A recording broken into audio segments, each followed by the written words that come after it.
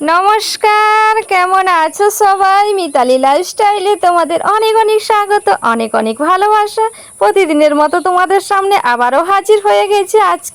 আজকের ভিডিওটা শুরু করে দিয়েছি। দুপুরের জন্য রান্না করব, সবজি কাটছি আর সবজি কেটে নিচ্ছি, বাঁধাকপি কাটছি। আর আজকে বাঁধাকপি, কুমড়ো, গাজর, সয়াবিন, আলু সমস্ত কিছু দিয়ে একটা সবজি বানাবো। তো তোমাদের সাথে আমি শেয়ার করব আমি কিভাবে বানাবো সবজিটা। তো দেখো, এদিকে আমি সবজি কাটছিলাম আর আগে থেকেই দেখো আমি গ্যাসের মধ্যে ডাল সেদ্ধ আর সয়াবিনটা গরম জল করে ভিজিয়ে রেখে দিয়েছি। আর ডালটা তো সেদ্ধ হচ্ছে কড়াইতে। তো এদিকে আমার সবজি কাটা হয়ে গিয়েছে আর এইদিকে আমি শিলনোড়াতে এখন মশলাটাও বেটে নিচ্ছি।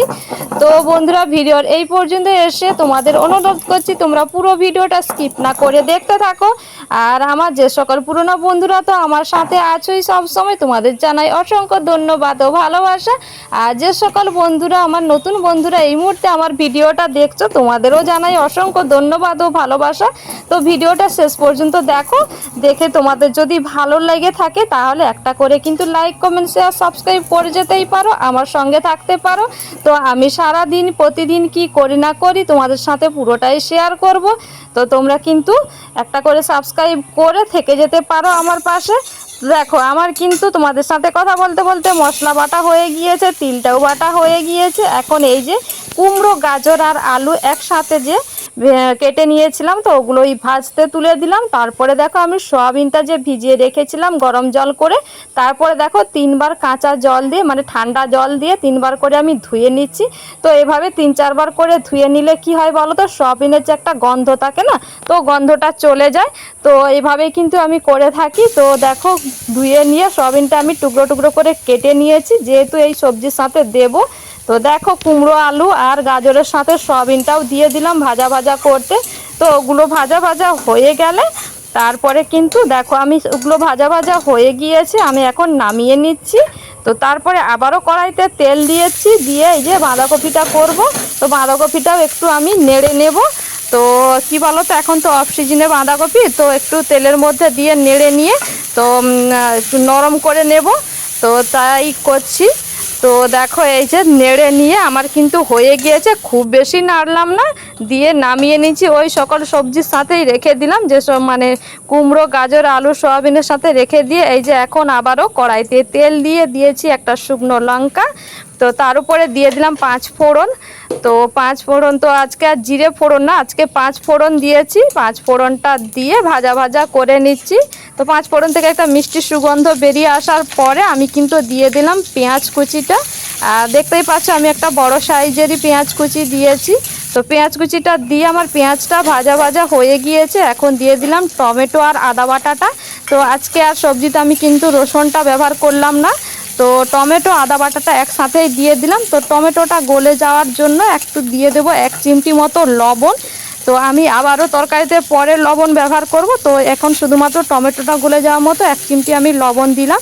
তো টমেটোটা গলে যাওয়ার পরে আমি বাদবাকি সমস্ত মশলাগুলো দেব। তো দেখো, এদিকে আমার কিন্তু কথা বলতে বলতে তোমাদের সাথে টমেটোটা গলে গিয়েছে আর আদা থেকে কাঁচা গন্ধটাও চলে গিয়েছে। এখন দিয়ে দিলাম হলুদের গুঁড়ো। তো হলুদের গুঁড়োটা দিয়ে মশলার সাথে মিশিয়ে নিয়ে আবারও দিয়ে দিচ্ছি লঙ্কার গুঁড়ো। এই যে দেখো, লঙ্কার গুঁড়োটা দিয়ে দিলাম। তো লঙ্কার গুঁড়োটা দিয়ে মিশিয়ে নিয়ে দিয়ে দেব জিরের গুঁড়ো।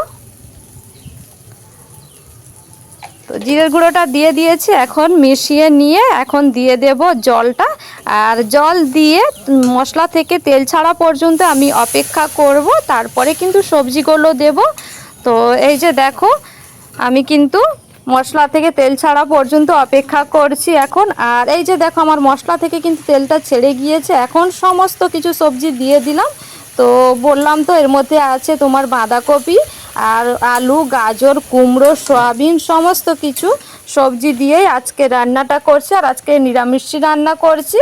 তো দেখো, এখন এই যে আবারও চিনি না, লবণটা দিয়ে দিচ্ছি। আর তখন তো আমি টমেটোটা গলা মতো 1 চিমটি মতো লবণ দিয়েছিলাম। তো এখন সবজির পরিমাণ অনুযায়ী লবণ দিয়ে দিলাম। আর এইভাবে আমি কিন্তু 2-3 বার করে ঢেকে ঢেকে মশলার সাথে সবজিগুলোকে কষিয়ে নেব। তারপরে কিন্তু আমি জল দেবো, এখনই জলটা দেব না। তো তো দেখো এই যে আবারও আমি কিন্তু ঢাকনাটা খুলে একটু নাড়াচাড়া করে নিচ্ছি। তো নিয়ে আবারও আমি ঢাকনাটা ঢেকে এইরকম করে আমি 2-3 বার ঢাকনাটা ঢেকে ঢেকে সবজির সাথে মশলার সাথে সবজিটাকে কষিয়ে নিয়েছি। মানে কষাতেই আমার কিন্তু আধা সেদ্ধ হয়ে গিয়েছে। তো দেখো এইদিকে আমি কিন্তু ভালো করে কষিয়ে নিয়েছি। তো দেখতেই পাচ্ছ তোমরা কিন্তু আমার কিন্তু এই যে কুমড়ো আলটালুগুলো অনেকটাই গলে গিয়েছে। তো আধার বেশি সেদ্ধ হয়েই গিয়েছে আমার। তো এখন দেখো দিয়ে দিচ্ছি পরিমাণ মতো জলটা। তো জলটা দিয়ে আমি আবারও ঢেকে রেখে দেব। তো তারপরে আবার তোমাদের দেখাচ্ছি সবজিটা আমার কেমন হয়েছে।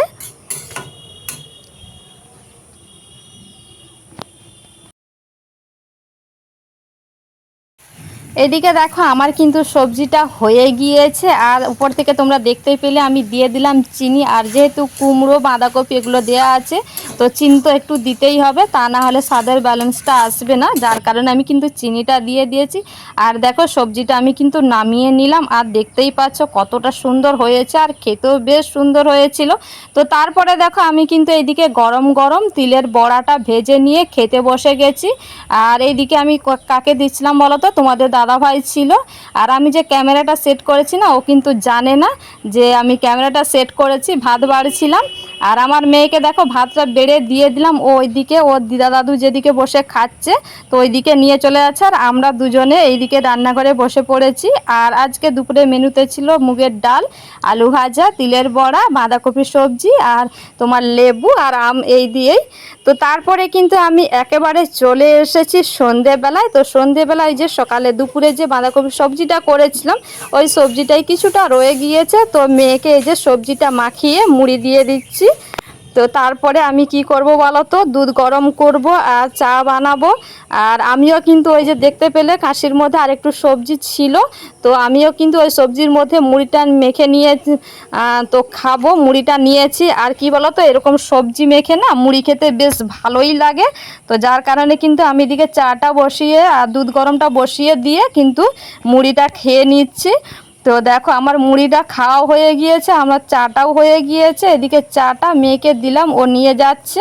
আর আমি এদিকে বসে চাটা একটু খেয়ে নিচ্ছি। তো চলো আমি চাটা খেয়ে নিই।